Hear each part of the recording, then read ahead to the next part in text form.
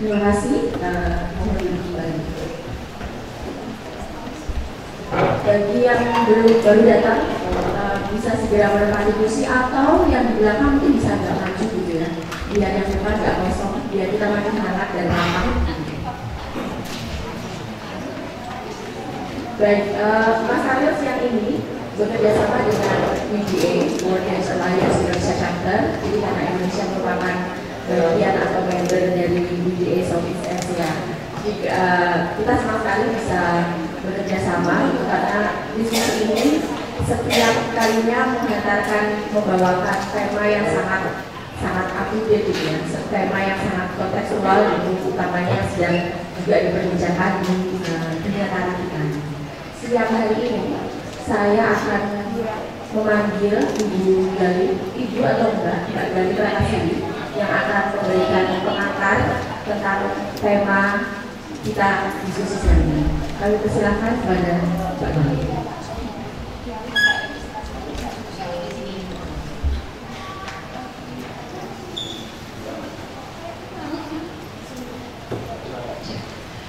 Baik, terima kasih atas kehadirannya Bapak Ibu teman-teman semuanya yang ada di sini.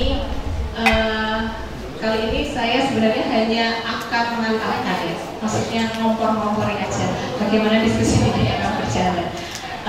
Kita nanti akan diskusi dengan santai aja, tapi kata Pak Bamin ini terlalu akademis kayaknya, jadinya susah dibuat santai gitu menurut Pak Bamin tadi. Tapi ya, kita akan mencoba ya. Jadi bagaimana sebenarnya kita memilih tema mendedah praktik penari sebagai practice as research gitu ya. Seperti yang akhir-akhir ini memang di dalam Dance Studies, seperti di Dance Studies Association atau asosiasi tari, studi tari di dunia ini, itu beberapa sudah menggalakkan atau sering membicarakan mengenai practice as research ini gitu. Jadi kami kemudian memilih tema ini untuk kita nanti akan belajar bagaimana praktik-praktik yang dilakukan oleh Siska Aprisia, Danias Budiman, dan juga yang nanti akan diteorikan oleh Pak Bambang Wijesworo atau kita sebut sering kita panggil sebagai Pak Bambing gitu. Nah, praktik penari ini biasanya secara fisik kan kita melihat latihan gitu ya, upaya bagaimana penari mendisiplinkan tubuhnya, tapi juga bisa mengeksplorasi ruang geraknya gitu. Nah, penari-penari ini juga di sisi lain bisa juga mempertanyakan ulang, melakukan redefinisi atas tari. Tari itu sebenarnya apa sih melalui praktik yang dilakukannya. Nah, di balik rutinitas latihan pengulangan gerakan ini ada pemahaman penciptaan dan transformasi tubuh sebagai medium ekspresi artistiknya. Nah, di practice as research ini juga sebenarnya nantinya menggoyahkan ya, maksudnya apa? Mendobrak dari mempertanyakan ulang bagaimana sebenarnya penelitian itu. Kalau penelitian biasanya kita mulai dengan latar belakang, kemudian rumusan masalah, gejolak teori, kemudian landasan teori dan seterusnya. Kemudian nanti di dalam practice as research ini itu sebenarnya digoyahkan gitu. Apa yang terjadi di dalam prakteknya sebenarnya kan, misalnya kalau teman-teman di sini teman-teman tari sering pakai Jacqueline Smith sama Hawkins gitu ya. Tapi sebenarnya apakah kita benar-benar melakukan apa yang dilakukan juga oleh Hawkins, Jacqueline Smith dan seterusnya gitu. Nah, kemudian latihan tari ini dilihat juga sebagai ruang untuk eksplorasi kritis, pemikiran yang reflektif, dan juga eksperimen kreatif yang melampaui dari sekadar penguasaan teknik. Sebagai sebuah metode, ini menggabungkan penciptaan seni dan juga kedalaman pemikiran dan memungkinkan penari untuk memahami lebih jauh tentang proses tubuh, identitas, dan bagaimana sebenarnya hubungan dirinya dengan dunia yang ada di sekitarnya dia.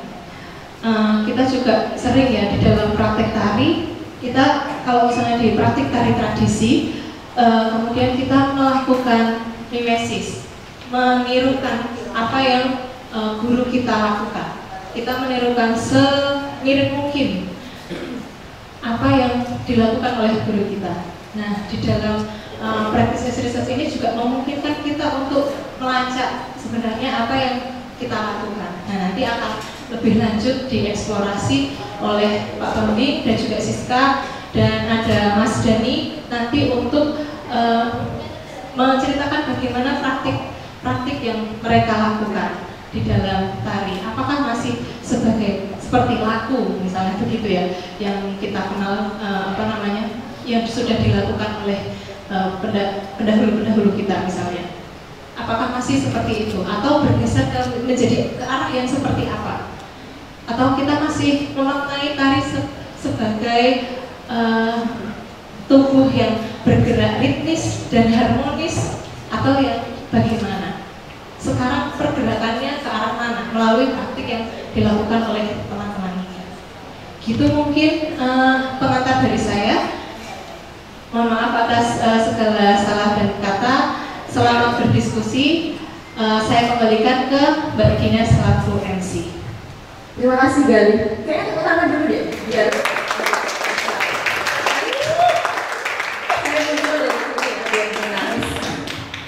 baik, tanpa berlama-lama lagi, saya akan mengundang Mbak Neni Siswatari. Beliau adalah dosen dan akan calon doktor ya, akan segera menyelesaikan studi S3-nya di kajian seni pertunjukan dan seni rupa UGM. Saya persilakan Mbak Neni untuk menantar dan mengawal diskusi kita pada siang hari ini. Selanjutnya, waktu dan tempat saya persilakan. Terima kasih. Terima kasih Mbak Dina yang calon doktor juga. Doktor bisa depan. Baik, di sini aja. Ya, assalamualaikum warahmatullahi wabarakatuh. Selamat siang teman-teman semua. Banyak yang mungkin tidak kenal saya ya, karena memang saya tidak terkenal, jadi wajar sekali. Yang kenal saya hanya Pak Gali dan Mbak Dina ya, itu yang kenal. Oh iya, ada yang kenal. Baik, fans. Oke, siap. Ya, mungkin teman-teman yang di pertemuan Mas Taryo yang sebelumnya gitu ya, pernah ketemu saya gitu. Saya seorang bukan praktisi tari, tapi saya akademisi tari karena saya mengajar tari di bidang pendidikan gitu ya. Dan kemudian pada hari ini diminta oleh Mbak Gali dan Mbak Dina, yuk kita coba ngobrol gitu ya sebagai moderator untuk mendedah praktik penari. Nah ini sebelum saya memanggil pembicara-pembicara kita yang ada di depan ini, ada sedikit pengantar yang saya temukan pagi tadi. Saya pun bertanya-tanya sebenarnya apa itu practice as fashion gitu ya. Kemudian saya menemukan sebuah buku yang ditulis oleh Graeme Sullivan. Itu dia menulis buku, ada 2 edisi, yang pertama tahun 2005 dan yang kedua ada tahun 2010. Dia menulis bukunya itu Art Practice as Fashion. Jadi ketika saya membaca sekilas ternyata pendekatan ya, saya melihat ini sebagai pendekatan penelitian gitu ya. Pendekatan penelitian ini tuh mulai gencar atau mulai digaungkan di tahun 1990-an. Ya, 1990-an, lalu kemudian dia semakin berkembang itu dalam berbagai aspek, dan di tahun 1990 itu tuh ditari. Kalau di tahun-tahun sebelumnya di awal abad 21 itu memang sudah bergema tentang practice as fashion. Nah, apa yang dituliskan oleh si Graeme itu?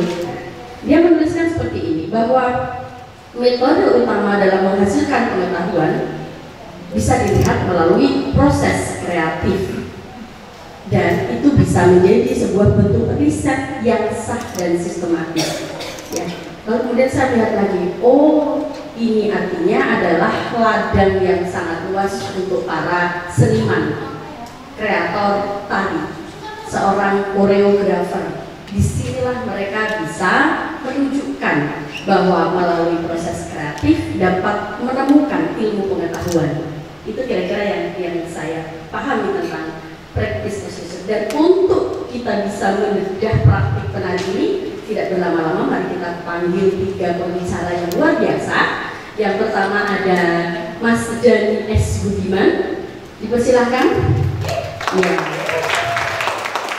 Ini tadi katanya Dani S-nya apa Mas? Sayang katanya. Mas Dani S. Budiman, silakan. Selanjutnya kita panggil pengantar yang kedua ada Mbak Siska Aprisia. Wih, buku tangkap ini ya, tadi diwakili oleh Mbak Siska nih kayaknya. Silakan Mbak Siska. Dan yang ketiga guru kita bersama, guru Mbak Gali, guru Mbak Dina, guru Mbak Siska, guru saya Pak Bambi, Dr. Bambang Pujaswara.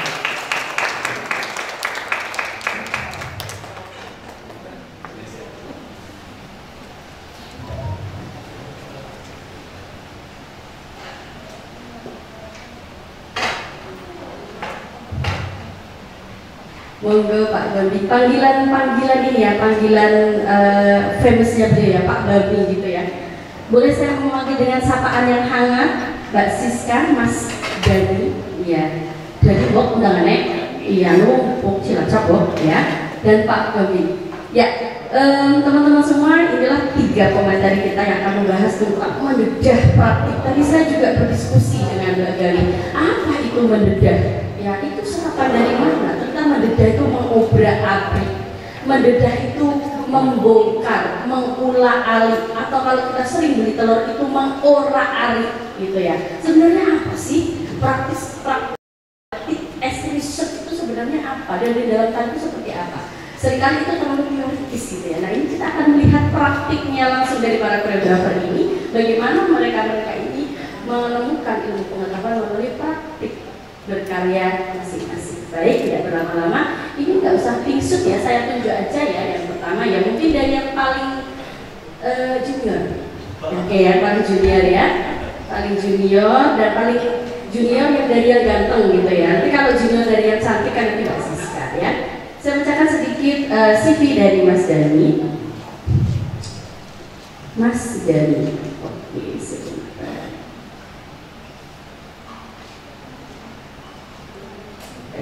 Yang belum kenal Mas Dani atau yang mungkin sudah mengenal Mas Dani, ini adalah seniman kelahiran dari Cilacap, tahun 1999, yang menempuh pendidikan di ISI Solo, betul, dan karyanya sudah sangat banyak sekali ya. Saya bacakan yang 2 tahun terakhir, 2025 itu ada karya Sintong, kemudian 2024 itu ada Warawuru, Senandika, dan Desain, betul ya, dan banyak sekali di tahun-tahun sebelumnya. Kemudian aktivitas berkesenian yang di tahun 2025 ini Riden. Wah, ini Riden oleh Leo Wijay dan Mio Ishida, Bangkok International Performing Arts Meeting di PAM. Dan di 2024 juga sama, ada Riden juga. Kemudian ada Pahlawan Nusantara dan lain sebagainya. Kemudian begitu banyak pula program pelatihan yang diikuti ya, ada Asana Bina Seni, kemudian ada program nyantik bersama Lengger Nasi, kemudian ada dokumentari oleh Saksi Kirana dan lain sebagainya. Dan kejuaraan ini juga juara 1 di tahun 2021 ya, juara 1 lomba tari tradisional kategori putra tingkat Jawa Tengah. Luar biasa. Dan ada lagi juara 1 Festival Folklore Indonesia. Wah, ini luar biasa maksudnya. Tidak berlama-lama, bagaimana Mas Dani ini sebagai seorang koreografer yang sudah melanglang buana dan masih muda ya. Tadi tak tanya Mas, usia 1 tahun berapa? 2018. Aduh, 2018 ada di mana? Dia sudah berkarya luar biasa. Baik, tidak berlama-lama, waktu dan tempat dipersilakan kepada Mas Dani. Ya, terima kasih. Assalamualaikum warahmatullahi wabarakatuh. Ya, selamat siang teman-teman. Terima kasih sudah meluangkan waktu untuk datang. Yang terhormat Pak Prof. Bambang. Ya, terima kasih sudah mau mendampingi dan menemani. Ya teman-teman, merespon tema bedah praktik penari di sini mungkin sedikit banyak, kurang lebih 10 sampai 15 menit. Aku akan bercerita bagaimana proses aku mengenal tari, kemudian menjalani tari sebagai satu profesi dan perpanjangannya pada hal-hal yang lain. Ya, perkenalkan, nama saya Dani S. Budiman. Saya lahir di Cilacap, Jawa Tengah. Saya tinggal di salah satu desa di wilayah Cilacap Barat, di mana desa itu berbatasan langsung dengan Provinsi Jawa Barat dan juga Jawa Tengah. Rumah saya kira-kira berjarak 700 meter dari Sungai Citangui. Saya berada pada lingkungan yang dominan mata pencaharian masyarakatnya itu di bidang tani padi dan juga tani karet, dan juga tani nira, gula merah gitu. Kemudian saya juga tumbuh di antara dua kebudayaan. saya berbahasa saya tumbuh dengan dua bahasa, yaitu Jawa Banyumasan dan juga Sunda. Saya mendapati banyak pola didik terkait dengan bagaimana cara Sunda dan cara Jawa yang datang dari nenek dan juga orang tua saya. Kemudian masuk pada saya mulai mengenal tari itu sejak usia 7 tahun. Saat itu saya aktif dalam kegiatan di sekolah, lomba-lomba tari, kompetisi tari dan lain sebagainya. Kemudian hal itu yang kemudian mengarahkan saya terlibat dalam salah satu paguyuban epik yang dengan nama kelompok Triwaluyosari di usia 7 tahun itu. Setelah saya tergabung dalam kesenian ini, saya kemudian juga terlibat dalam salah satu pola didik yang biasa kita sebut cantrik gitu. Dalam realitas cantrik ini kemudian saya mulai memasuki dunia di mana aktivitas keseharian saya bertambah. Selain bersekolah, di situ saya juga bertani. Saya bertani padi, bertani karet, kemudian saya berternak sapi dan bebek, dan tentunya berkesenian di epek gitu. Jadi aktivitas itu selalu ulang-alik saya alami pada saat saya cantrik gitu. Nah, epek sendiri mengajari saya bagaimana saya bergerak tanpa batas-batas gitu. Maksudnya saya diberi keleluasaan untuk menciptakan batas saya sendiri gitu. Ketika dia dibahasakan sebagai satu ekspresi gitu, epek mengajari saya itu gitu. Pelatihan yang saya peroleh pada saat program cantrik itu diartikan kepada saya bahwa beternak, bertani itu juga bagian dari perpanjangan proses yang juga harus saya alami oleh dari orang tua angkat saya kepada saya. Praktik-praktik itu juga tidak hanya menyoal tentang bagaimana saya di sawah, bagaimana saya di kandang sapi dan di kandang bebek gitu, tapi bagaimana kemudian saya juga melibatkan diri pada pelatihan-pelatihan yang sifatnya fisikal gitu. Jadi dalam epek, dalam skema pertunjukan epek itu selalu menampilkan adanya istilahnya wuru gitu. Kita mungkin sebagian dari kita tahu apa ciri khas dari kesenian jaranan atau dalam bahasa Banyumasan itu epek gitu. Itu ada salah satu pengadegan yaitu wuru atau pertunjukan orang-orang yang kesurupan gitu, dadi gitu. Jadi justru senyatanya praktik ini saya peroleh dengan aktivitas ketubuhan yang sangat fisikal gitu. Saya juga menjalani apa yang tadi misalnya disebut laku gitu, laku spiritual gitu. Saya puasa mukti 40 hari, saya puasa setengah pintu, saya puasa pati geni, saya tidur di makam, saya tidur di tabrakan sungai gitu-gitu. Jadi aktivitas itu saya jalani sejak usia saya 9 tahun gitu. Kurang lebih kelas 3 SD. Kemudian di luar dari laku spiritual itu, saya juga masuk pada wilayah-wilayah bagaimana tubuh saya dibentuk untuk berani bahasa saya menjebol batas gitu. Jadi di usia itu saya sudah bertemu pada benda-benda tajam gitu. Saya melatih diri dengan benda-benda tajam. Saya bermain duri gitu, saya bermain golok, saya dilatih untuk mohon maaf gitu, kayak makan ayam gitu, terus kemudian sampai akhirnya anak kambing gitu. Jadi proses itu saya lalui dan saya alami sejak usia saya kelas 5 SD gitu. Dan sependek sepengetahuan saya dan apa yang saya alami, jadi praktik kewuruan itu saya capai dengan proses yang sangat kreatif gitu. Bagaimana saya mengetahui celah-celah yang harus saya akali dalam memainkan duri salak misalnya, yang harus saya akali saat saya memainkan bolok, yang harus saya akali saat saya misalnya memakan kaca beling misalnya. Jadi pelatihan-pelatihan itu senantiasa ada semacam rutinitas yang dijadwalkan oleh orang tua angkat saya untuk saya bisa berlatih itu, karena semacam ada struktur diskursif itu. ketika memang saya bisa melakukan itu, ada semacam saya semacam bisa diandalkan gitu dalam kelompok efek itu gitu. Nah, dalam efek itu ada semacam tradisi ketika kamu bisa terpakai di kelompok yang lain gitu, maka kamu sudah masuk dalam kelas yang misalnya efek itu bahasanya kelas A, kelas B, kelas C. Nah, kelas A itu dalam konotasi bayarnya lebih tinggi lah, kurang lebih begitu. Jadi saya dibentuk untuk memang bisa diandalkan gitu oleh orang tua angkat saya. Kebetulan orang tua angkat saya itu adalah pasangan pengendang efek dan juga pesinden gitu. Jadi selalu kami bertiga kemana-mana ketika pentas gitu. Jadi kurang lebih beberapa praktik yang saya jalani, saya sadari betul-betul gitu, bagaimana tubuh saya bertemu dengan bambu, bagaimana tubuh saya bertemu dengan dialog itu tadi gitu. Dan saya coba untuk membahasakan ini gitu, hari ini gitu, bagaimana persoalan guru juga mampu saya negosiasi gitu. Bagaimana sih sebenarnya praktik yang penuh misteri ini gitu. Dan misalnya tadi dalam tradisi kita kan kita selalu dalam keadaan yang selalu iya, atau misalnya tadi menyinggung pengantar sebelumnya tentang mimesis tentang peniruan terhadap guru. Tradisi kita dalam guru itu kan justru memang tidak banyak dalam pertanyaan. Dalam pengalaman saya ketika cantrik, saya tidak banyak bertanya tentang mengapa saya harus mencuci piring misalnya, mengapa saya harus mencari keong sebelum saya berlatih tari, mengapa saya misalnya harus ke sawah dulu sebelum saya misalnya melakukan praktik-praktik pelatihan yang tari.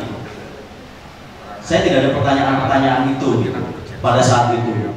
Bahkan saya belum mengenal konteks tubuh pada saat itu. Tari ya dasar tari gitu. Saya hanya ya tari sebagai satu ekspresi ketika saya menari, dan saya berangkat ke tebu pulang terima amplop gitu. Pada saat itu saya mengartikan tari seperti itu gitu. Kemudian apa tahun saya menyelesaikan pendidikan saya alhamdulillah dengan segala cobaan, karena saya akan gamblang di sini bicara bagaimana kelompok saya membatasi saya untuk sekolah lanjutan gitu. Tapi di situ ibu saya mendorong saya untuk kayaknya kamu harus merantau ke salah satu kota untuk terlepas dulu dari kelompok ini. Jadi saya merantau, jarak kota itu sekitar 1 jam dari rumah saya, dan dari situ tidak banyak ikut campur dari kelompok kesenian efek saya, dan saya bisa fokus melanjutkan SMA. Jadi saya SMK, di SMK saya aktif organisasi, aktif mengikuti organisasi kesenian dan segala macam. Kemudian di tahun 2018 saya datang ke Surakarta. Saya tertarik untuk mendalami keilmuan tari. Jadi pengalaman sebelumnya ketika di Cilacap yang tadi slide sebelumnya gitu, saya di sini memberi subjudulnya adalah pengalaman untuk mengalami gitu. Jadi saya hanya mengalami gitu, saya hanya udah ikut gitu, apa yang harus saya kerjakan, apa yang harus saya jalani gitu. Kemudian ketika datang di Surakarta, saya mencoba bagaimana pengalaman ini bisa saya pahami, mencoba untuk memahami gitu. Saya ke Surakarta, saya bertemu dengan ruang kampus gitu. Saya bertemu dengan tari-tarian, dengan segala jenis tarian, bentuk dan segala macamnya. Saya bertemu dengan teknik-teknik di mana tari dibentuk dengan begitu struktur. Ada kodifikasi tertentu yang dibahasakan oleh para dosen-dosen saya. Saya mengerti tari Surakarta karena majer saya di Solo dan memang majer tari tradisi di Surakarta. Saya mengenal bentuk yang memang garisnya segini, saya mengenal stamina yang segini, saya mengenal nama ini adalah ini, nama sekarang ini adalah ini, itu di sana. Yang dimana saya cukup semangat gitu akhirnya untuk menjalani itu. Saya yang datang dari kesenian efek tradisi kerakyatan, saya tidak tahu istilah itu, saya tidak tahu istilah tubuh gitu. Kemudian ketika datang ke kampus, saya banyak gitu mendengar bagaimana tubuh dibicarakan di kampus gitu. Ketika ngomong tari, selalu tubuh, terus konteks tubuh, nyaman, tubuhnya begini, tubuh, selalu tubuh gitu. Terus dari situlah mulai saya banyak pertanyaan-pertanyaan yang muncul gitu. Kesadaran pertanyaan-pertanyaan ini muncul, bebarengan dengan itu saya mencoba untuk mengulas kembali pengalaman saya ketika di WP, ketika santri dan segala macam, di mana saya sempat mempertanyakan pertanyaan-pertanyaan itu pada saat itu, yang bagi saya di era yang di saya sekarang ada tepisan-tepisan terhadap praktik yang masa lalu itu. Akhirnya ketika saya mengenal ruang kampus, saya diberi kemampuan untuk bagaimana saya bertanya gitu. Saya terus bertanya gitu. Nah, Surakarta ini membentuk saya untuk bertanya gitu. Akhirnya kampus Surakarta, kampus dan isinya itu membentuk saya untuk bertanya, khususnya dalam konteks tari dan tubuh yang terus terdengar gitu di telinga saya gitu. Kemudian dari perjalanan itu gitu, sampainya saya di Surakarta gitu, saya mulai tertarik gitu, bagaimana sih sebenarnya tari itu bisa dimaknai gitu pada setiap era kayak gitu. Terus saya akhirnya mendalami keilmuan tari tidak hanya di kampus gitu. Saya juga mendalami bagaimana tubuh saya artikan dan saya ikuti berbagai pelatihan dengan berbagai seniman, baik tari maupun yang lainnya. Saya mendapati berbagai pelatihan oleh beberapa seniman gitu. Dan pelatihan ini sekaligus membuka ketertarikan saya, bagaimana jangan-jangan apa yang dimaksud tubuh ini adalah gejala ketika saya mendorong saya untuk memunculkan gejala-gejala yang meninggalkan tari. Apakah ini yang disebut apakah ini ketika saya ingin mencari tubuh justru saya meninggalkan tari itu sendiri gitu. Tapi sependek yang saya jalani itu gitu, pengetahuan yang saya dapat gitu, akhirnya dia berkorelasi penuh gitu dengan tari gitu. Tari punya cara sendiri gitu untuk bagaimana tubuh disorot gitu. Nah, pelatihan ini diantaranya saya dapati dari melatih Surodarmo, dari Mas Don gitu. Saya banyak mendapati bagaimana tubuh disikapi, bagaimana saya semakin sadar bicara tubuh tidak aja di kampus. Saya selalu bicara tubuh dalam persoalan yang fisikal gitu. Tubuh meruang itu pada persoalan simbol gitu, pada persoalan motivasi seperti membentuk tempo, seperti menyayat langit dan segala macam gitu. Tapi pertemuan saya dengan beberapa seniman justru kayak melogikakan apa yang dimaksud dengan memecah langit gitu, apa yang dimaksud dengan membentuk tembok kayak gitu-gitu sebagai kesadaran ruang gitu. Dan itu saya dapat juga dari Mas Don gitu. Termasuk juga bagaimana di Mbak Melati Surodarmo gitu, saya mendapati bagaimana saya sadar terhadap apa-apa yang ada di luar tubuh, terhadap material yang lain, bahwa itu adalah bagian dari ruangan yang juga harus saya sadari misalnya gitu. Jadi pembicaraan tubuh dan pencarian saya terhadap itu secara nggak langsung intens gitu terjadi gitu di Solo gitu. Kemudian hal itulah yang kemudian mengantarkan saya untuk karena saya ingin memahami apa itu tari terus menerus gitu. Saya mencoba untuk berkarya gitu. Saya mencoba untuk belajar membuat karya sebagai bagian dari upaya saya memahami apa itu tari gitu. Kemudian karya saya mencoba mengulik bagaimana sih sebenarnya tubuh saya itu dekat dengan apa sih gitu. Ketika saya mengeksplor tanpa memberikan aba-aba dan konsepsi yang saya catat gitu, saya hanya bekerja di studio gitu. Saya masuk studio, saya mengeksplorasi apa hasil dari eksplorasi itu, dan jadilah salah satu karya waktu itu Buru Tubuh, dan itu benar-benar atas dasar kenekatan saya ingin berkarya. Dan dari Buru Tubuh itu saya justru melihatnya itu setelah Buru Tubuh itu sudah menjadi satu rentetan utuh gitu. Nah, dari situ saya kembali teringat bagaimana saya dibentuk dengan hal-hal yang kata kuncinya ini tadi, eksplorasi, eksploitasi dan estetika gitu. Saya memang belum begitu banyak mencari tentang bagaimana eksploitasi bisa dipahami dalam ranahnya seperti apa, dalam positif atau negatif. Tapi bagi saya pembahasan eksploitasi adalah pembahasan ketika saya merasa ada ada momen-momen di mana saya merasa terabaikan, ada momen-momen di mana saya merasa memang dimanfaatkan tanpa alasan gitu. Tapi di sisi lain itu juga dilihat dalam perspektif yang eksplorasi, itu bagian dari upaya pembelajaran untuk mengeksplorasi. Nah dari situ, dari eksplorasi dan eksploitasi ini, saya memiliki banyak dugaan, jangan-jangan ya estetika, apa yang dimaksud dengan estetika itu sebenarnya dekat dengan persoalan itu tadi. Bagaimana proses pembedahan dan untuk menghasilkan estetika itu berdasarkan dari situ. Ketika mengeksplorasi, ya harus juga mau tidak mau dia berjalan bersamaan dengan proses eksploitasi itu sendiri gitu. Maka ada semacam estetika yang hadir gitu, dan itulah yang terjadi di hulu tubuh dari kenekatan saya bekerja di studio tanpa adanya konsepsi pada saat itu gitu. Dan kemudian itu menjadi rumusan saya gitu, persoalan itu gitu.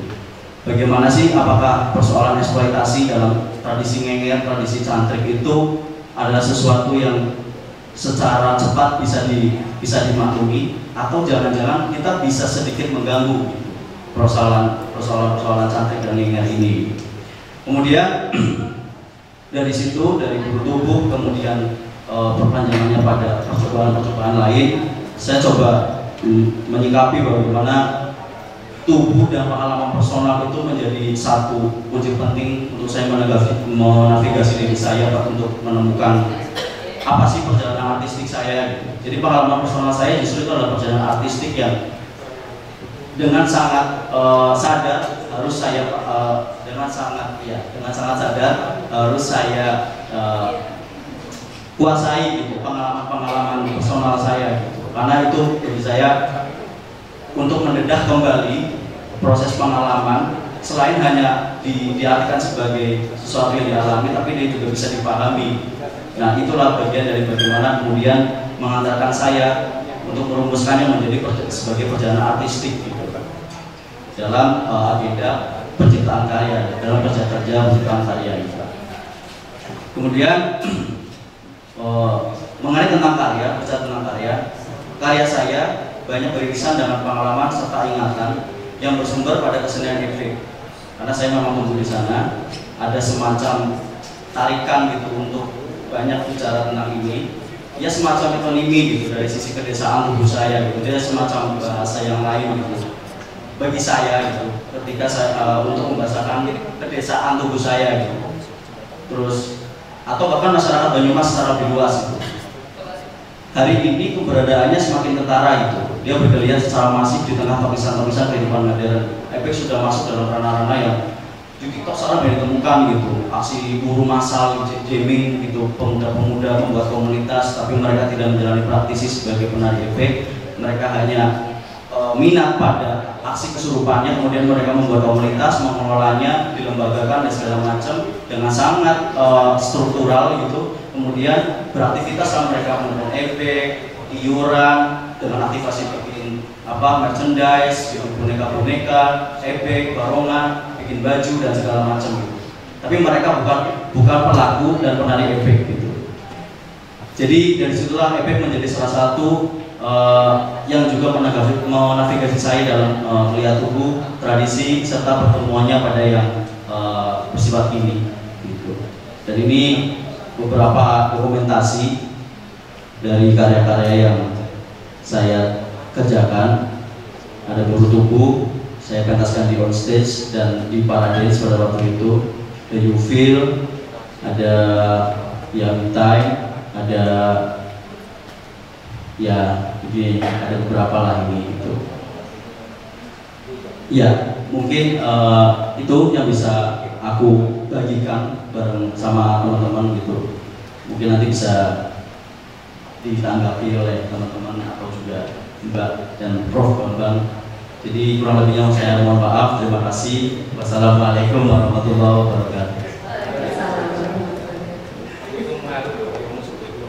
Itu doa nggak apa-apa. Saya juga mau memanggilnya Prof karena memang ilmunya sudah selayan dan Prof ya. Ya, terima kasih Mas Denny, luar biasa ya. Menarik ya teman-teman. Tadi kita mengikuti Mas Denny menceritakan. Oh, kami boleh loh. Wah, kalau kita simak dulu tepuk tangannya. Kita flashback sedikit tadi Mas Denny, menarik ya, menceritakan proses berkenalan dengan tari tubuh dari kecil. dari belum mengetahui apa itu tari, apa itu tubuh ya, yang cuma joget-joget gitu kemudian dapat honor gitu ya. Dan kemudian di situ ada kemudian belajar diisi dan pada akhirnya banyak berkarya. Saya menemukan ada beberapa kata kunci yang juga disebutkan oleh Mas Dhani.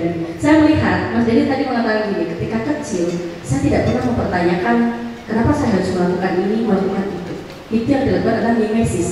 Dan dari yang dilakukan Mas Dhani ini itu proses eksploitasi.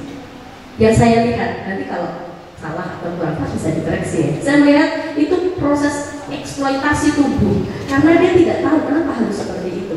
Lalu ketika belajar diisi, dia mulai mempertanyakan tubuh, dia mulai mempertanyakan tari, dia mulai menemukan banyak hal. Disitulah Mas Dhani kemudian eksplorasi. Dan ternyata pertemuan dari eksploitasi tubuh yang dia alami dari 7 tahun dan proses dia mencari pengetahuan dan dia mempraktikannya terus-menerus hingga memunculkan sebuah estetika dalam karya-karyanya. Jadi yang saya lihat karya-karya yang ditampilkan Mas Dhani ini adalah wujud dari proses. Maka kalau dari yang diceritakan Mas Dhani ini tadi, praktik as result itu bermuaranya pada prosesnya, bukan pada hasilnya. Jadi karya tari itu yang menjadi wujudnya saja, tapi yang diutamakan adalah proses yang dialami oleh Mas Dhani dari dia kecil yang dia tidak sadar dan baru terus juga nama Planeto ini. Oh, kita menemukan ruang tinggal baru yang layak untuk kita tumbuhkan di sana di generasi, untuk menumbuhkan bibit baru, untuk menumbuhkan kehidupan baru. Nah, yang terakhir dari proses yang sangat partisipatif ini melibatkan anak-anak, pemain, melibatkan segala hal mulai dari penciptaan teks sampai ke proses koreo, bahkan itu juga disesuaikan dengan kebutuhan anak. Jadi bayangannya dalam proses koreografi tidak seperti sanggar tari, sang patron atau sang guru yang mengajarkan koreo atau pola lantai yang rumit, tetapi ya sesuai dengan kemampuan anak-anak, karena di sekolah tubuh ini bukan berbasis sanggar di mana anak-anaknya sudah terseleksi, tetapi dalam pemilihan atau dalam penentuan pemain juga siapapun boleh ikut dan terlibat.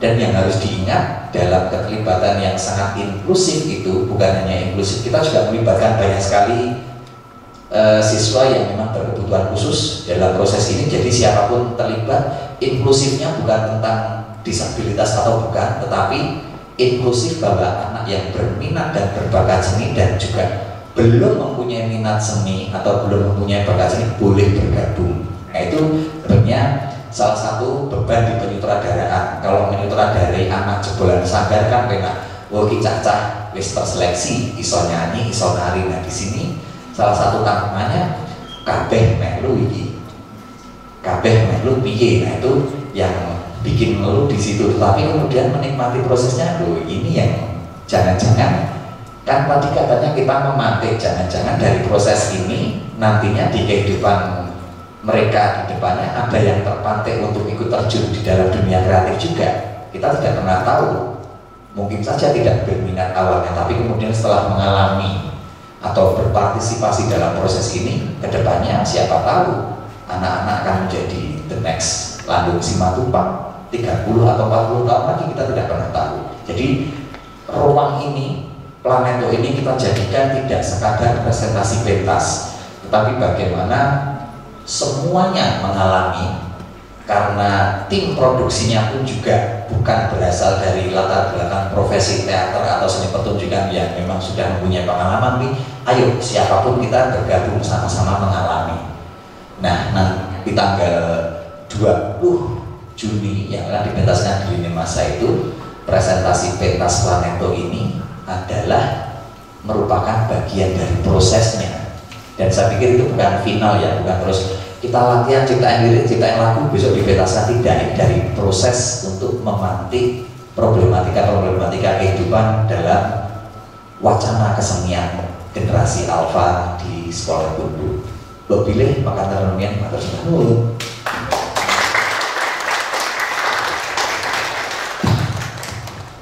Terima kasih Mas Faksi. Setelah ini mungkin akan 3 narasumber langsung, tapi sebelumnya kami berikan informasi bahwa setelah 3 narasumber ini presentasi, teman-teman juga akan ada forum dialog. Dari Mas Paksi saya menangkap bahwa baru saya sadar ternyata berat sekali ya untuk menancapkan topik ruang bagi anak-anak. Ini kayaknya tugas Pak Paksi dan para orang tua saya pikir ya. Tapi ini Mas Paksi mencoba menyelesaikan permasalahan ini dengan sangat bagus. Artinya judulnya ini Planeto, sebuah ruang. Terus Mas Paksi mau mengejar bahwa yang dimaksud ruang untuk anak-anak biar nanti mengerti itu adalah ruang impian, ruang kreatif, atau sebuah ruang untuk berimajinasi, saya kira. Sangat menarik. Jadi ini sebagai sebuah tawaran yang menurut saya pasti akan ketemu. Saya juga jadi ingat Mas Handoko Hidroyono. Dia yang mendirikan Embok Space. Pernah ngobrol gini, Mas, anak-anak sekarang apa masih kayak kita ya, yang kuliah selesai tahun 80-an. Cita-citanya keluar itu beli rumah dan beli mobil. Kalau sama, apakah berjalan ini generasi kita? Saya sangat tertohok. Jangan-jangan kita masih macam itu. Bahwa kalau selesai kuliah itu adalah impiannya rumah dan mobil. Sebuah ruang yang kayaknya itu adalah satu prestisius. Nah ini coba, ini sangat menarik ya. Pas tadi mengingatkan saya ketemu Mas Handoko Hidroyono.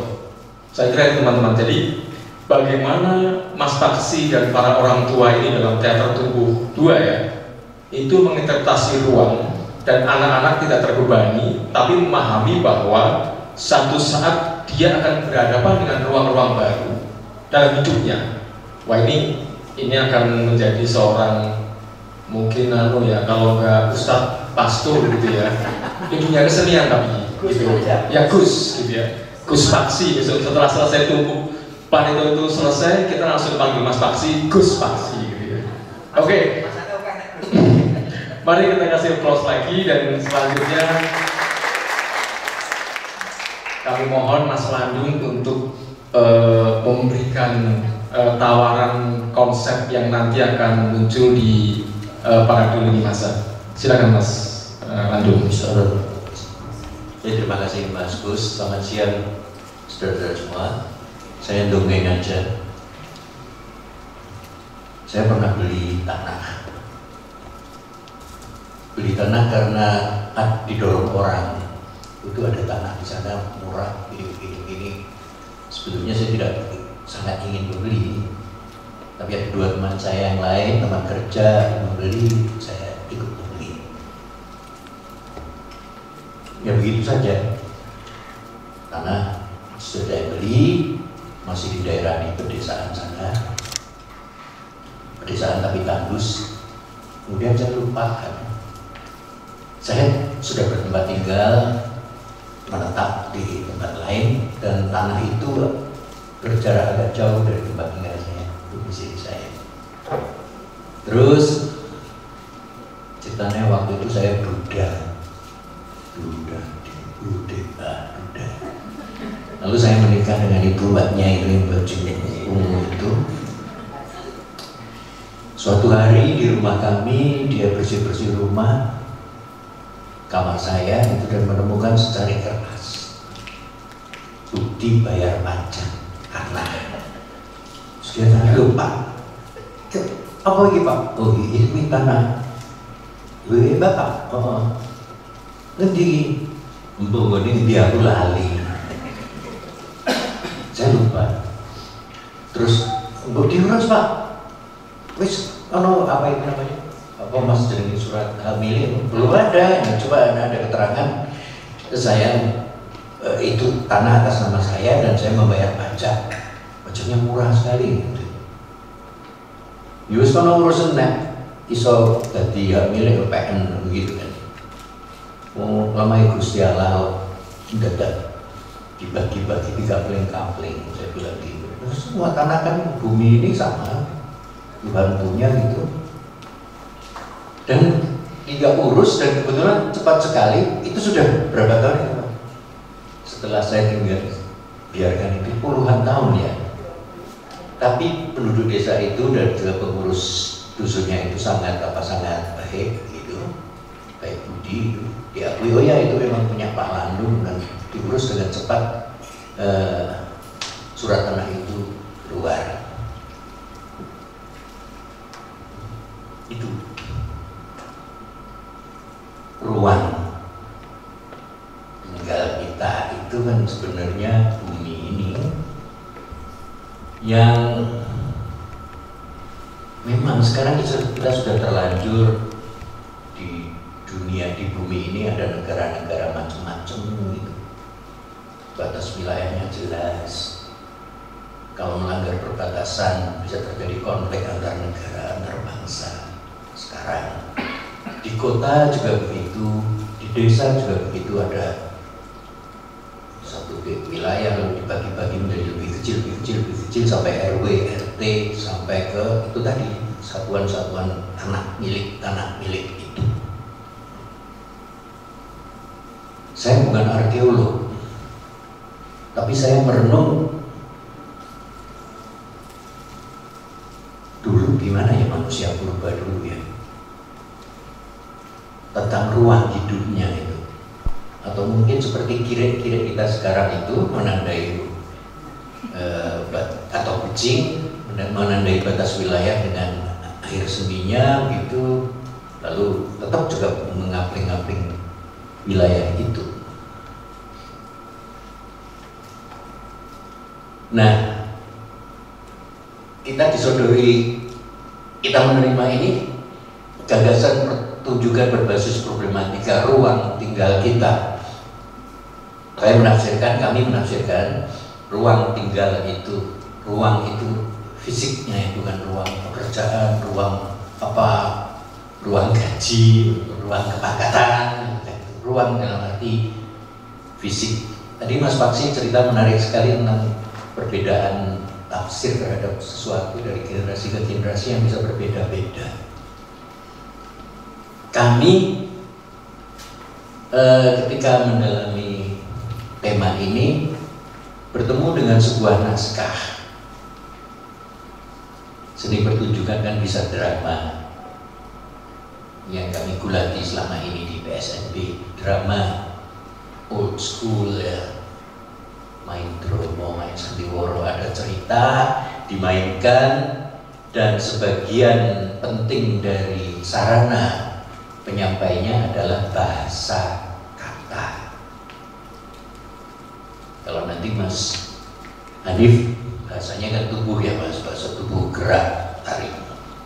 Dalam drama tubuhannya sebagian besar adalah kata, bagaimana kata diucapkan, kata disampaikan gitu. Nah, kami temukan naskah yang di situ ada persoalan tentang ruang, dalam hal ini ruang fisik, dalam hal lebih spesifik lagi tanah lahan yang dimiliki oleh seseorang, pensiunan pegawai kecamatan. Jadi generasi apa Mas?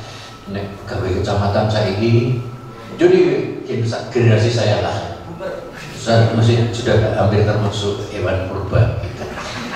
Jadi ada pensiunan pegawai kecamatan punya tanah punya banyak tanah. Kemudian ada satu tanah ini domisili mereka, keluarga pensiunan camat ini di desa yang masih sudah hampir menjadi kota. Sekarang desa-desa berubah menjadi kota ya, rumah-rumah nyambung gitu, tidak pernah ada lahan kosong lagi, jadi kota semua. Nah ini di desa yang semacam itu, Pak pensiunan pegawai kecamatan ini punya satu lahan dan tinggal di Jakarta.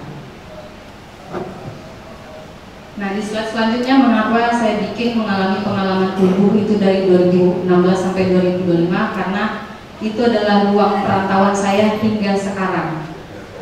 Saya bagi menjadi beberapa kotak itu. Di Sumatera Barat akhirnya saya belajar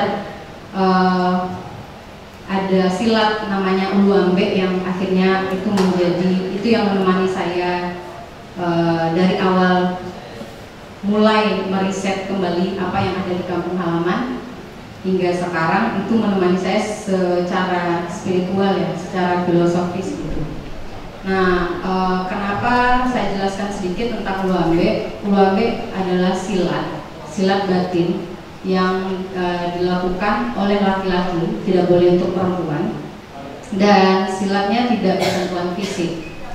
Dan saat saya riset ini, saya tahu tentang silat ini, saya kebetulan ketemu guru yang pas ngobrol mau mengajarkan saya di dapur halamannya, di dapur rumahnya bersama 4 atau 5 murid laki-lakinya yang lain gitu.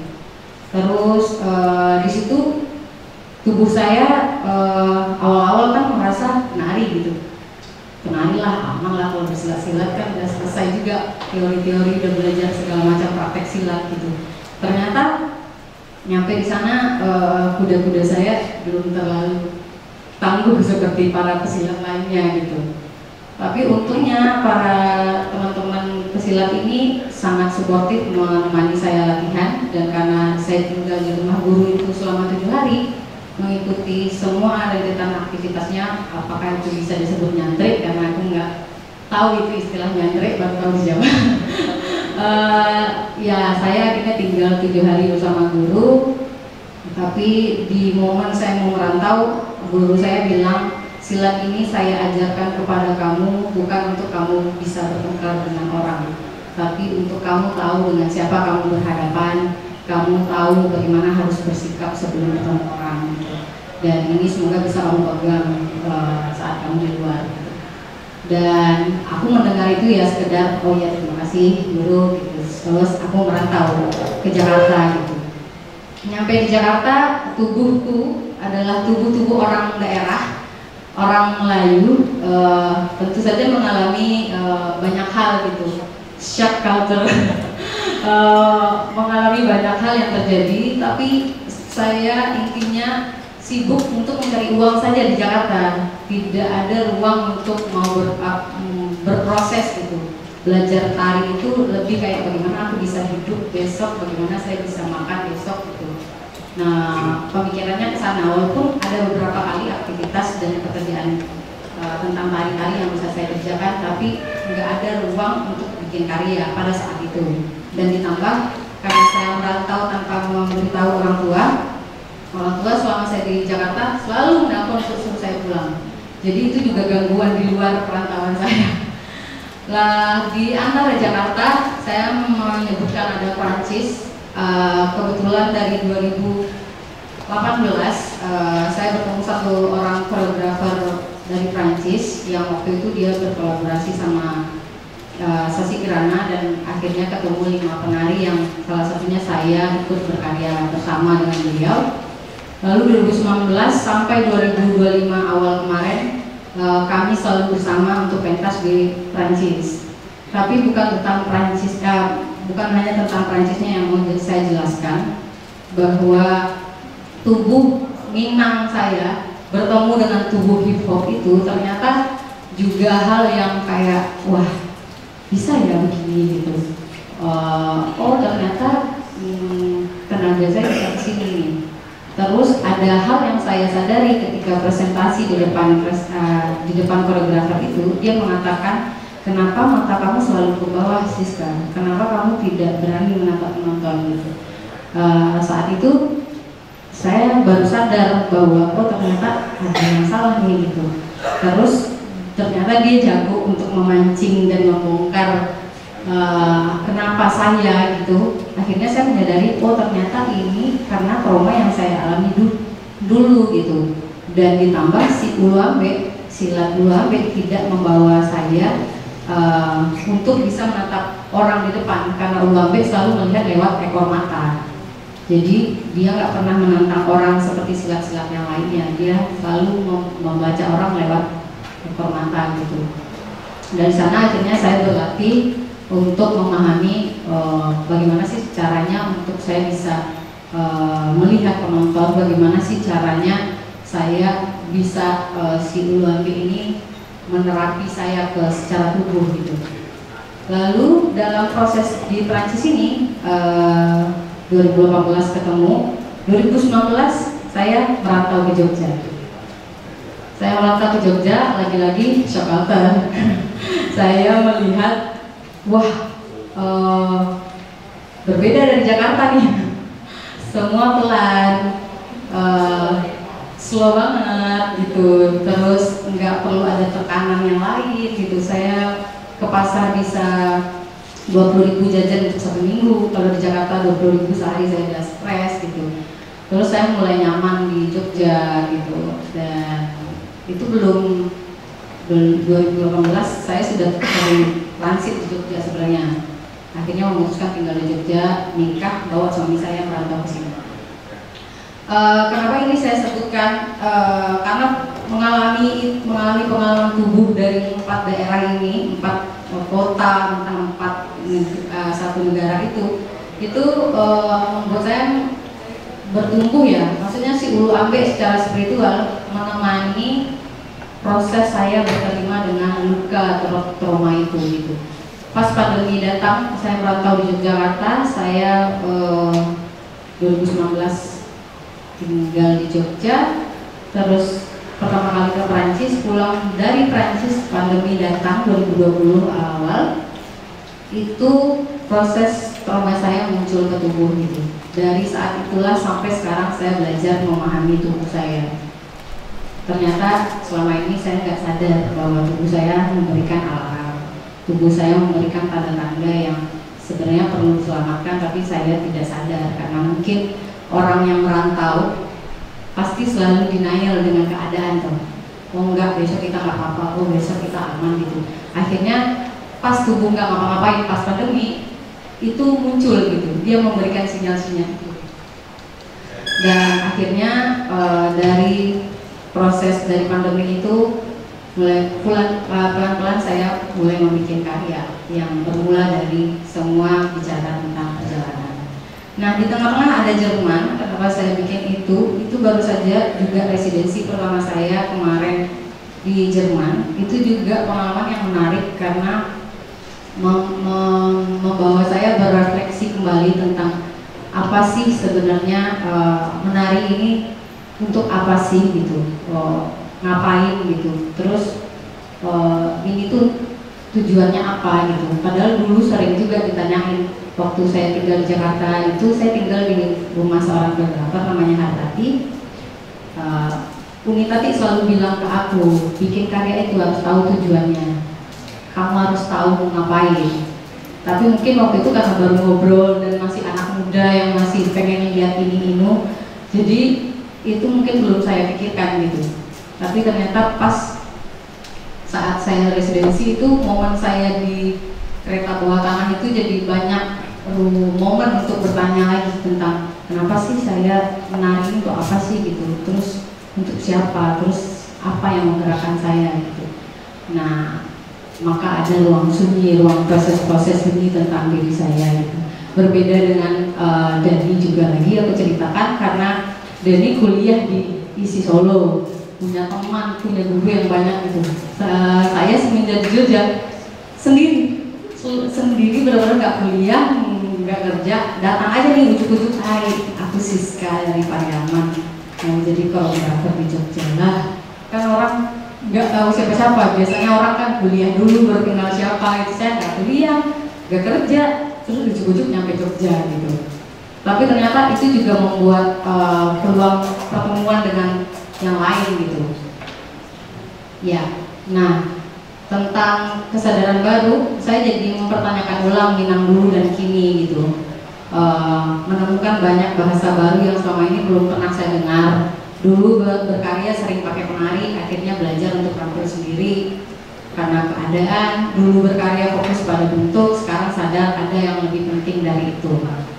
Lalu apa sih yang saya yakini pada praktik gitu? Pada karya selalu ada metode baru yang muncul sesuai kebutuhan karya. Selalu ada pelajaran baru tentang bagaimana karya ini dapat dikerjakan. Sadar apa yang ingin dibuat dan terus mempertanyakan apa tujuan karya itu dibuat, memperkuat proses karya itu tumbuh. Tapi pada tubuh ini lebih sulit, khususnya untuk saya. Terlebih jika ada trauma yang menghuni di tubuh. Semakin saya belajar mengenali tubuh, semakin sadar saya ternyata belum tahu banyak tentang tubuh.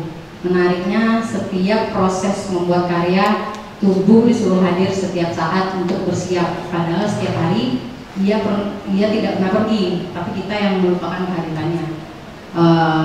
Sok kritis banget ya sih tuh. Jadi itu beberapa proyek karena udah dibilang sama Mbak ini tadi 1 menit Siska, oke. Jadi slide selanjutnya proyek karyaku terakhir itu di Jerman, body migration, tentang tentang imigran merantau dalam diri, terus bekerja bersama warga dan bisa yang lain-lainnya. Oke, terima kasih teman-teman. Tepuk tangan.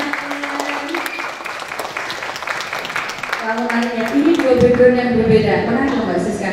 Sebenarnya yang dialami Mbak Siska itu mirip-mirip dengan apa yang saya rasakan. Jadi itu ya, dilema masuk ke perguruan tinggi cuma karena saya tidak diisi ya di pendidikan gitu, pendidikan sekitar.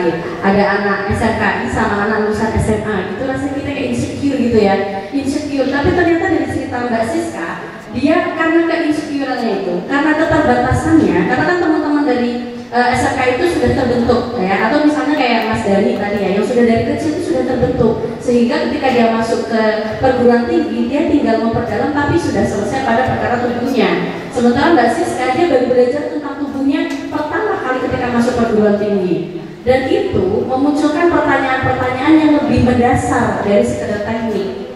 Karena sebenarnya kalau kita lihat karena keterbatasan kita tentang teknik, akhirnya kita mencari hal lain. Itu yang saya lihat dari Mbak Siska tadi, dan akhirnya karena prosesnya yang dibilang secara ketubuhan itu dianggap terlambat dari yang lain, belum lagi dengan traumatik yang diterima ketika pada saat itu ya, mungkin ini individual ya, tapi pada saat itu banyak ada lah ya yang membuat trauma, dan karena trauma itu akhirnya memunculkan sesuatu hal yang berbeda lagi, yang mungkin tidak ditemukan oleh teman-teman lain yang secara ketubuhan sudah selesai. Menarik ya Mbak Siska. Akhirnya sekarang dalam prosesnya yang ditemukan Mbak Siska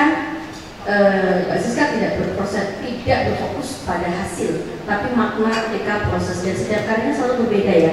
Metodenya selalu beda-beda ya Mbak Siska. Metodenya beda-beda, dan biasanya karena Mbak Siska tidak mengalami mimesis seperti yang dilakukan oleh Mas Dani, akhirnya dia keluar dari itu. Dia tidak punya patron.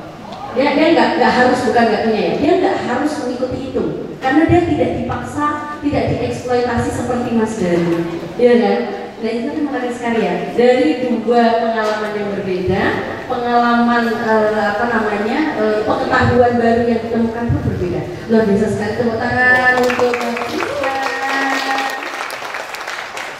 Menarik ya, ini gongnya ini ya, Bapak kita bersama gitu. Setelah anak-anaknya bercerita ini ya Pak ya, ini yang dialami oleh Mas Dani, ini yang dialami Mbak Siska, dan berikutnya akan disampaikan materi oleh Pak Bambing ya, Dr. Bambang Punyasora SSMU. Beliau sudah malam buana kemana-mana ya, dari ISI ke UGM, dan dalam hal ini beliau juga masih sangat aktif di berbagai kegiatan ya. Ini kalau dibaca CV-nya banyak sekali, dan semoga nanti Pak Bambing bisa merangkum apa yang sebenarnya dialami oleh teman-teman yang ada di sini, dan mungkin bisa di-sharingkan kepada teman-teman yang lain. Monggo Prof Bambing. Doa loh Prof, doa loh ini. Amin. Terima kasih. Meskipun sudah tidak bisa mencapai profesor.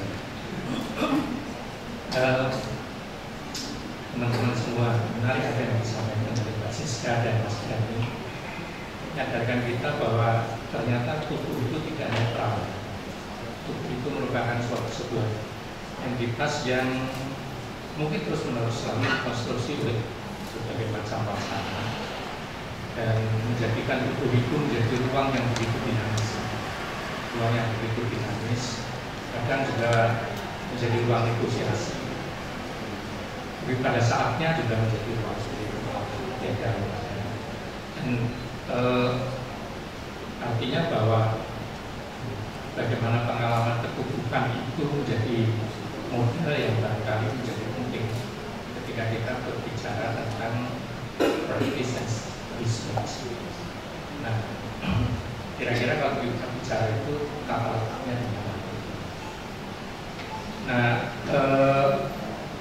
bicara tentang practice as research ini, saya udah bilang ini kok terlalu akademik banget toh. Karena agak susah untuk melepaskan pembicaraan ini dari konteks akademik, karena kepentingan awalnya memang kepentingan akademik, kegelisahan awal untuk memunculkan persoalan-persoalan ini adalah dari kalangan akademik.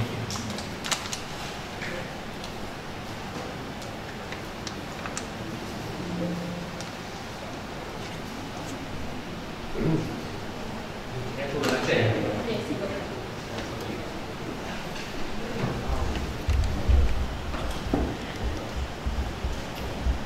Jadi khawatir kayak aku.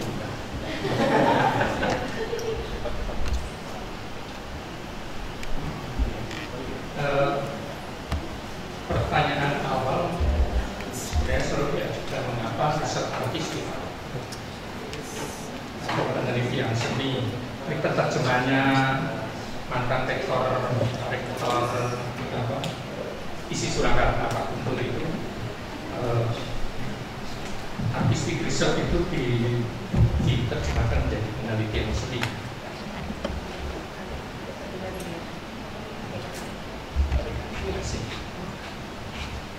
Jadi pertanyaan awalnya, mengapa riset artistik atau penelitian seni? Mengapa bukan penelitian tentang seni?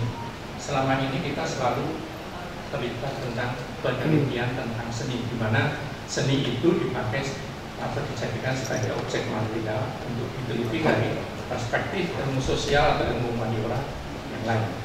Nah, menyebabkan ada hal-hal yang tidak mampu terungkap karena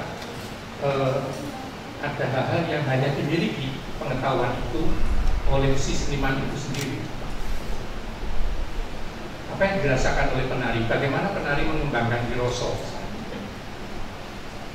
Bagaimana penari itu kemudian mengalami hal-hal yang barangkali seperti misalnya dia pernah mengalami misalnya saya pernah membimbing anak yang mantan schizophrenia.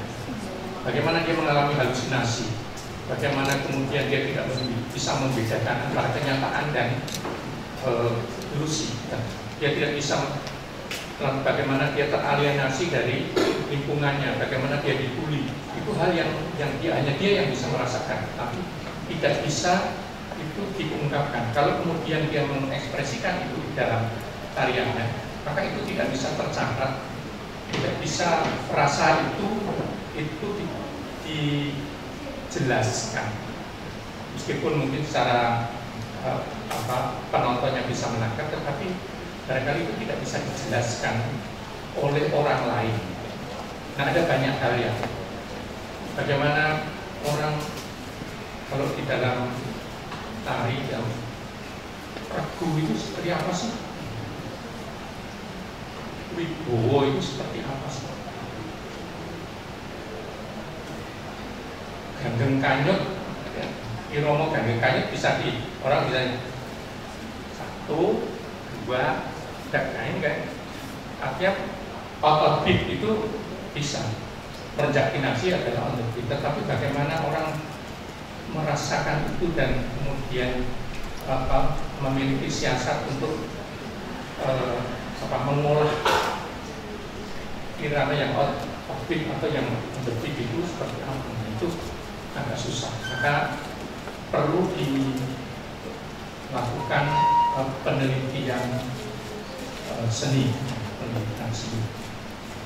Artinya dibangun berdasarkan atas perspektif dari seni itu sendiri, bukan dari penjelasannya, analisisnya, bukan dari semata-mata dari ilmu yang lain. Nah, sebenarnya kalau bicara tentang practice as research ini ada macam-macam. Ini sedikit buku yang saya punya. Tadi ada punya Nelson, lalu ada ini juga practice as research. Tapi ada practice net research dan ada practice based research yang sebenarnya sangat beririsan. Nelson menjelaskan bahwa apa yang terjadi di practice based research yang ada di Australia itu mirip dengan apa yang dia maksudkan dengan practice as research.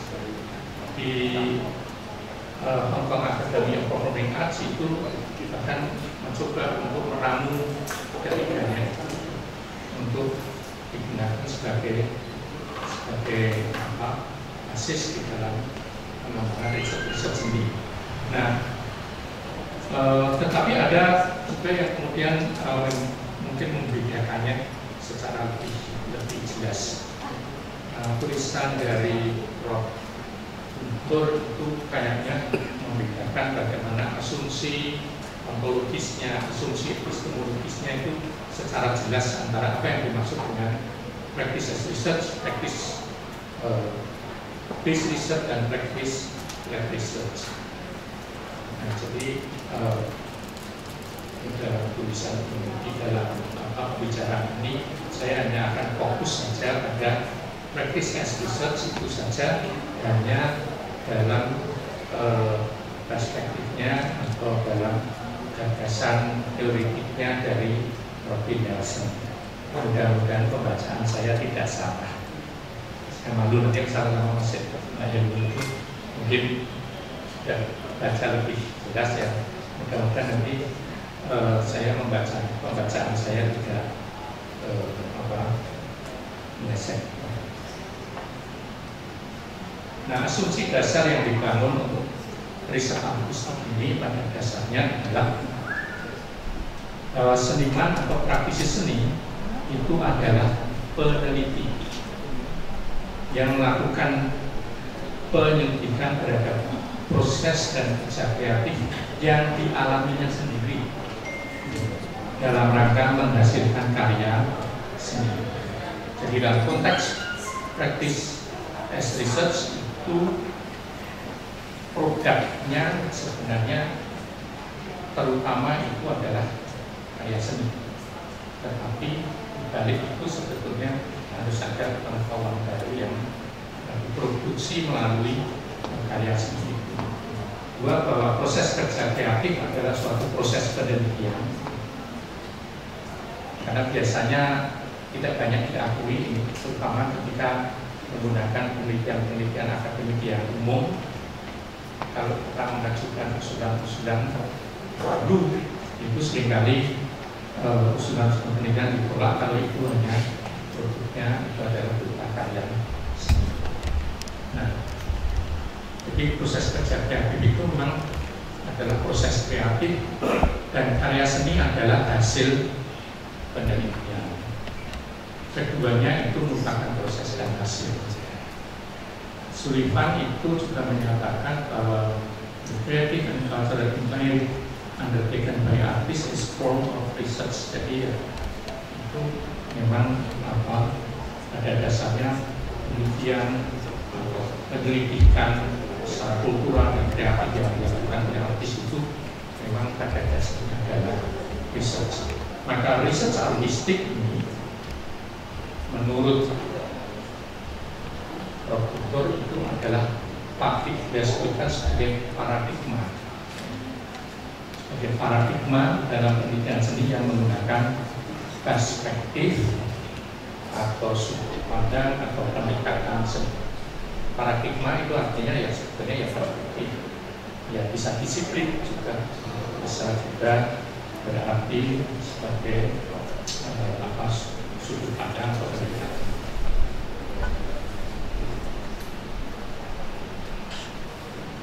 Nah, kita selalu menyadari bahwa di dalam karya-karya, balik suatu karya-karya, sebetulnya tersembunyi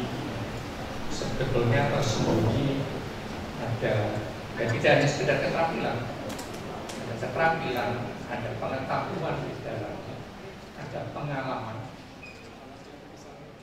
lalu